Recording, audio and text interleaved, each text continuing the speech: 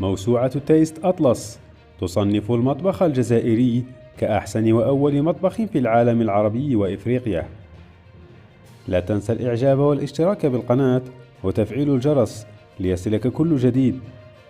صنفت موسوعة تيست أطلس المطبخ الجزائري كأحسن وأول مطبخ في العالم العربي وإفريقيا، وذلك في تقرير أصدرته بعنوان جوائز أحسن المطابخ العالمية لعام 2022.